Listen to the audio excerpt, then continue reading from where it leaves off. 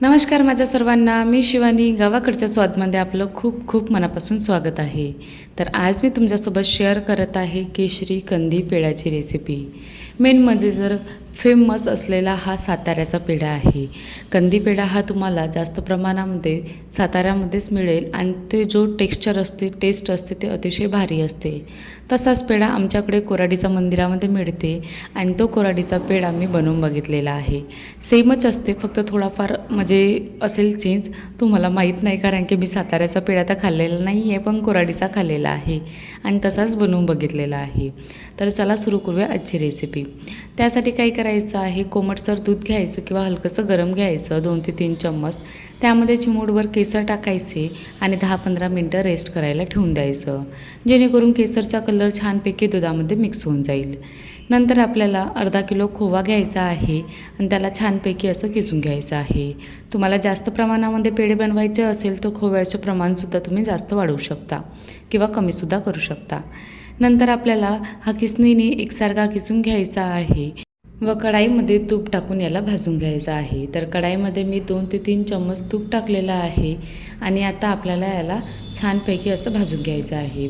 भाजताना गॅसची फ्लेम ही अगदी लो ठेवायची, बिलकुल मीडियम किंवा हाय ठेवायची नाही.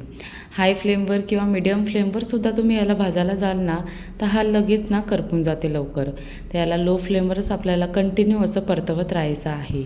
आज जसं तुम्ही भाजाल ना तसं याला हा म्हणजे थोडा मेल्ट व्हायला लागेल. कंटिन्यू तुम्हाला भाजत राहायचं आहे 10 ते 15 मिनटं. 10 मिनटं झाले की याला थोडंसं आणखी यामध्ये आपल्याला दूध वगैरे मिक्स करून हलकंसं जे केसरचं दूध आपण बनवायला ठेवलेलं आहे ते यामध्ये ॲड करून आपल्याला याला आणखी 1-2 मिनटं भाजत राहायचं आहे. तर आता बघू शकता अगोदरपेक्षा जो खोवा आहे ना हा छानपैकी असा मेल्ट झालेला आहे. आणखी याला आपल्याला हलकंसं असंच भाजून घ्यायचं आहे. कंटिन्यू प्रोसेस करायची आहे. यामध्येच फक्त थोडासा वेळ लागते, बाकी प्रोसेस करताना वेळ लागत नाही, पण खायला टेस्टी असते म्हणून थोडीशी मेहनत करावीच लागते. जसं तुम्ही याला भाजाल ना तसा हा हलकासा मेल्ट व्हायला लागेल, म्हणजे जे बॅटर आहे ना खोव्याचं ते थोडंसं लूज व्हायला लागेल आणि याला आपल्याला कमीत कमी 15 मिनटाचा जवळपास लागेल. 10 ते 15 मिनटं लागतातच छानपैकी असं भाजण्यासाठी. आत्ता आपल्याला यामध्ये जे बनवलेलं केसरचं दूध आहे, बघू शकता किती छानपैकी असा कलर आलेला आहे. तर ते दूध आपल्याला यामध्ये मिक्स करून घ्यायचं आहे.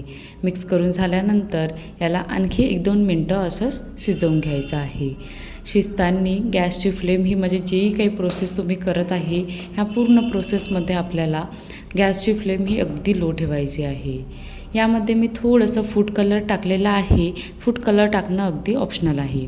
तर आता बघू शकता छानपैकी असा शिजत आलेला आहे. तर याला बघू शकता अगोदरपेक्षा कलर आणि जे टेक्स्चर आहे ते सुद्धा चेंज झालेलं आहे आणि हलकासा दाटसरसुद्धा व्हायला लागलेला आहे. याला खूप जास्त असं ड्राय होईपर्यंत आपल्याला किंवा करपतपर्यंत शिजवायचं नाही. इतपतच आपल्याला ही प्रोसेस करायची आहे. नंतर मी गॅस बंद करून घेतले व एका ताटामध्ये काढून घेतलं. ताटामध्ये काढण्याच्या अगोदर ताटाला थोडंसं तूप लावून घ्यायचं. त्यानंतरच हे खोव्याचं बॅटर त्यामध्ये ठेवायचं, म्हणजे हलकंसं थंड होईल जोपर्यंत आपण साखर बारीक करतो. तर यामध्ये मी अर्धा कप साखर घेतलेली आहे. सोबतच 2 ते 3 इलायचीचे डोडेसुद्धा टाकलेलं आहे. तर ही पिठी साखर आपल्याला तयार करून घ्यायची आहे आणि लगेच तयार झाले की ह्या खोव्याच्या बॅटरमध्ये मिक्स करायची आहे. साखरेचं प्रमाण तुम्ही तुमच्या आवडीनुसार कमी जास्त करू शकता. जास्त गोड आवडत असेल तर पूर्णपणे टाकून द्यायची किंवा कमीसुद्धा करू शकता. तर अशा प्रकारे मी थोडी थोडी करून साखर टाकलेली आहे. तर हे हलकंसं गरमच असल्यामुळे हाताला चटके लागत होते. नंतर मी याला चमच्याने मिक्स करून घेतलं व अशा प्रकारे डो तयार करून घेतलेला आहे. साखर मिक्स करताना बॅटर हलकंसं गरम असलेलंच बरं असते. तुम्ही पूर्णपणे बॅटर हे खोव्याचं थंड होऊ दिलं नंतर साखर मिक्स केली तर हे थोडंसं ड्रायनेस होईल आणि बरोबर तुमचा डो तयार होणार नाही, म्हणजे पेढे तयार होणार नाही. यासाठी गरम असताना हलकंसं गरम पाहिजे, खूप जास्त नाही. हलकंसं गरम असतानाच साखर यामध्ये पिठी साखर मिक्स करायची व नंतर मिक्स करून झाल्यानंतर याला तुम्ही 1-2 मिनटं किंवा 5 मिनटं असं रेस्ट करायलाही ठेवलं आणि नंतर पेढे बनवले तरीसुद्धा बनतात हे.